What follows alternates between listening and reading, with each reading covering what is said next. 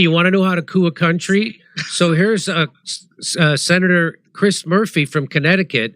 He went to the steps of USAID to tell the truth about how USAID protects America and the real reason Elon Musk wants to shut it down. You want to hear this garbage? Listen to this.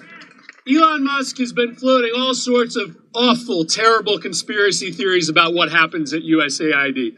Let's make it very clear that every single day, America is safer because of what happens at USAID.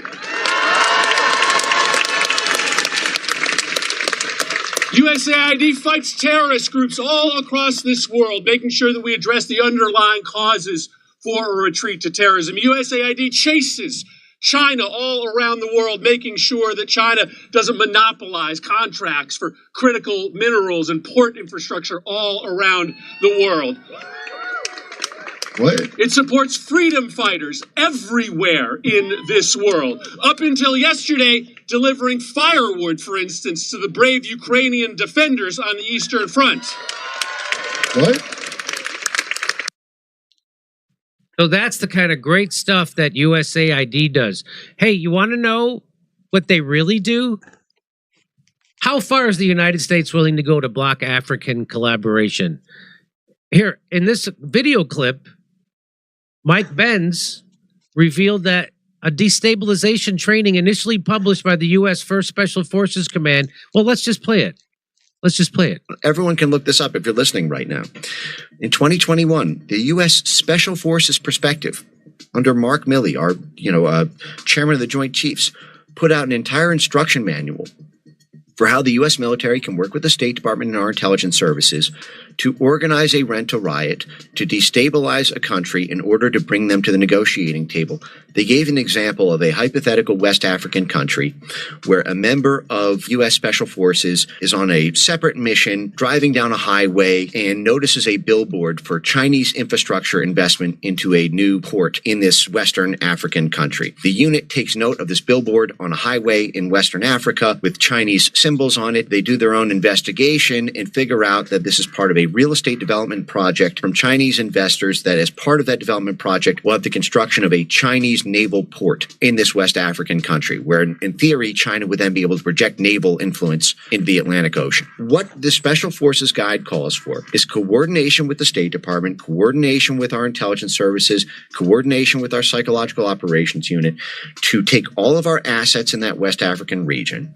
And in that case, what they did is they planned to work with the unions. What they did is they embarked in a social media influence campaign. They would activate all their media assets, all of their civil society institutional assets, and all their union assets to have the union labor pool in that West African country. Well, actually, there was one thing that happened first, is they first then went, in this hypothetical, the State Department sent a delegation to persuade the West African country to forbid the development license to the Chinese developer. And the head of that West African government said no. Because something was happening in the hypothetical in the next 30 days, there was a time sensitivity to generate an instability event to stop this using time-sensitive emergency. And so the way they generated that was they worked with their union contacts in the region and the media contacts in the region and created this whole social media campaign to inflame the sentiments of the West African labor union workforce who were working for Chinese companies at the time. Because in this hypothetical, the Chinese mining firms and Chinese industry, was employing a lot of these Africans. And it was to destabilize the country, to bring the mines, to bring the factories, to bring all of the Chinese production in the region to a halt, and to put all these Africans out of jobs, and to bring the African government effectively to a standstill. At the same time, in their own Special Forces manual, it called for support from USAID to provide these same striking miners alternative jobs, so that while they were striking from the Chinese labor companies, they were still getting paid by U.S. taxpayers. So they were financially bribed effectively to boycott Chinese industry and to devastate their own country's government, create this crisis, and then use the State Department delegation to go back to the negotiating table with the West African government and promised to end the destabilization if the development was halted. And in that hypothetical, the West African government then rejects the license for the real estate development of China, and that is declared as an unalloyed success by the U.S. Special Forces and their partner network in the State Department and Intelligence. And this is the way of our diplomacy in 2021. And this is all publicly available if you look at the Special Forces prospectus. And when this goes live, I'll post this on my X account at Mike Ben Cyber, so that you can don't take my word for it. So That's what USAID does. It creates instability. It uses millions and millions of your taxpayer dollars for propaganda through social media, through invented newspaper and news outlets that are there only to push propaganda, to destabilize, to cause riots, to destabilize other countries so we can force our will on them. And not the will of the United States citizen, the will of the economic hitmen who actually run USAID and the CIA and our government. Here it is. Confess. Ever wonder how the United States subverts democracy and the aspirations of other countries? Well, here's a guy who's going to tell you. Here's the economic guy who was an economic hitman is going to tell you. We will identify a third world country that has resources our corporations covet, like oil, and then arrange a huge loan to that country from the World Bank or one of its sisters. But the money never goes to the country. Instead, it goes to our big corporations to build infrastructure projects, power plants, highways, industrial parks, things that benefit a few very rich people in that country, as well as our own corporations, but don't help the majority of the people who are too poor to buy electricity, don't have the skills to get jobs in industrial parks, don't own cars to drive on the highways. And yet those very people, the whole country is left holding a huge debt so that it can't pay for education and social services and health care for its people.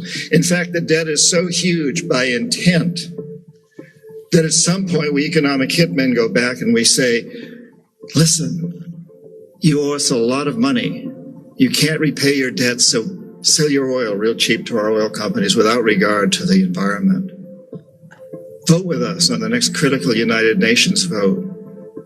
Send troops in support of ours to some place in the world like Iraq. And in that way, we've created this empire. On the few times when we economic hitmen fail, as I talk about in the books, as I failed in Ecuador with Jaime Roldos and in Panama with Omar Torrijos, then the jackals go in. And these are men, maybe a few women, who overthrow governments or assassinate their leaders. And if the jackals fail, which is what happened in Iraq, both the economic hitmen and the jackals failed with Saddam Hussein, then, and only then, does the military go in. So that's how this works. So wait a minute. All these like terrible dictators we've heard about for all these years that are paranoid and they're trying to purge people because they think the U.S. has spies out there to get them. That's because they're in the jackal phase, and is that what that is? That is right. You are correct, Kirk. That is what they say. That is not a joke. That's a straight fact.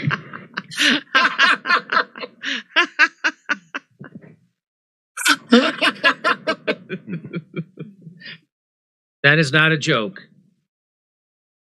Come on, I'm serious. Serious. U.S. troops pull from Chad and Niger as the African nations question its counterterrorism role.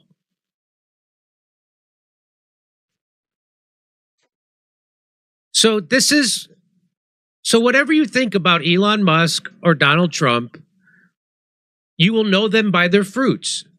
So right now, the fruits are they seem to be dismantling this type of U.S. government imperialism around the world. That's what it looks like. It looks like Donald Trump is going to leave Europe to defend itself against the Russia, which Russia has no interest in invading any of their countries. So when you hear Chris Murphy say stuff like he just said, he's a garbage person who is selling out the U.S. public. And of course, he's pushing actual fascism. And when fascism comes to America, you think they're going to say they're fascists, or you think they're going to say they're fighting fascism? That's what he's saying. We're over there helping the good people of Ukraine fight against Russian No, you're over there. First of all, the people of the government of Ukraine is fascist. They banned all the political parties. They banned all the opposition media. What's that, Kurt?